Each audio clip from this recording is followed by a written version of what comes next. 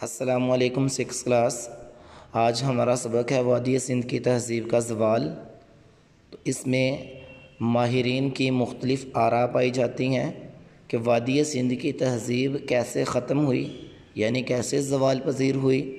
کچھ ماہرین یہ کہتے ہیں کہ وبائی امراض کے پھیلنے سے اس تہذیب کا خاتمہ ہو گیا، جیسے آج کرونا وائرس پھیلا ہوا ہے۔ لیکن بعض کے نزدیک کہ اس علاقے میں سیلاب، آندھیاں، طوفان یعنی کوئی قدرتی آفات آئیں جس وجہ سے اس تہذیب کا زوال ہو گیا، جبکہ بعض یہ کہتے ہیں کہ لوگوں نے جنگلوں کو کاٹ کر زرخیزی ختم کر دی تھی تو علاقہ بنجر ہو گیا، اس وجہ سے شہر اجڑ گئے۔ جبکہ بعض جو ماہرین ہیں ان کے نزدیک یہ ہے کہ دریاؤں نے اپنا رخ بدل لیا، جیسے کچھ عرصے کے بعد دریا جو ہوتے ہیں اپنا راستہ آہستہ آہستہ تبدیل کرتے رہتے ہیں، تو بعض کے نزدیک یہ وجہ ہوئی ان کے زوال پذیر ہونے کی۔ تو اس میں کوئی ایک رائے نہیں ہے، تو ہم نے ایسے کرنا ہے کہ وادی سندھ کی تہذیب کا جو زوال ہے اس میں ماہرین کی کون سی آراء ہیں وہ ساری کی ساری یاد کر لینی ہے۔ تو سٹارٹ کرتے ہیں۔ وادی سندھ کی تہذیب درجہ بدرجہ ترقی کرتے ہوئے، یعنی آہستہ آہستہ سٹیپ بائی سٹیپ ترقی کرتے ہوئے ایک شاندار مقام تک پہنچی، یعنی بہت زیادہ اس نے ترقی کر لی۔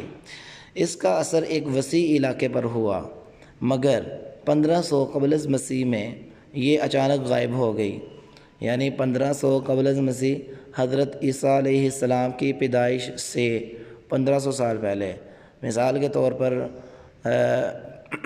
نبی علیہ السلام سے 571 سال پہلے حضرت عیسیٰ علیہ السلام اس دنیا میں آئے تھے، تو اس سے بھی 1500 سال پہلے، یعنی آج سے یہ تقریباً 3500 سال پہلے کی بات ہے، مگر 1500 قبل از مسیح میں یہ اچانک غائب ہوگی، یعنی کہ 3500 سال پہلے، آج سے 3500 سال پہلے۔ تو حضرت عیسیٰ علیہ السلام کو 2000 سال ہو گئے، اب 2021 چل رہا ہے، 2020 چل رہا ہے، تو آگے چلتے ہیں، یعنی 3500 سال پہلے یہ غائب ہو گئی۔ اس کے شہر زمین میں دفن ہو گئے۔ اس کا فنون لطیفہ، یعنی یہ جو فائن آرٹس ہوتی ہے، یعنی مصوری کہہ لیں اس کو، فنون لطیفہ، مذہب اور تہذیب نظروں سے اوجھل ہو گئی، یعنی غائب ہو گئی۔ وادی سندھ کی تہذیب کے زوال کے اسباب کے بارے میں ماہرین آثار قدیمہ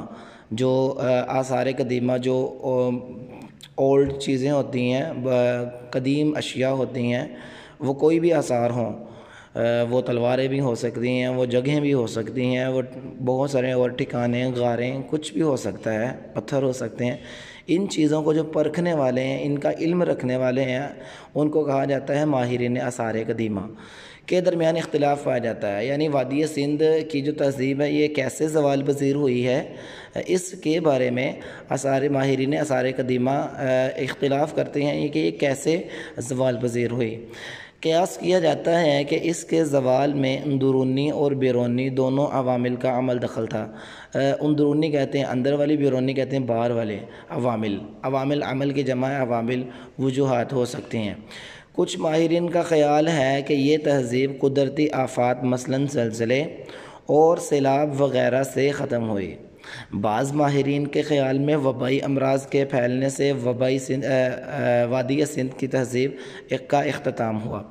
ایک رائے یہ ہے کہ اس کی وجہ خشک سالی تھی، یعنی یہ تیسری وجہ ہو گئی ہے، کیونکہ جب دریاؤں نے اپنا راستہ بدلا تو پانی کی فراہمی ممکن نہ رہی اور یہ علاقہ بنجر ہو گیا۔ دریاؤں کے کناروں پر آباد شہر بھی اجڑ گئے، یعنی ویران ہو گئے۔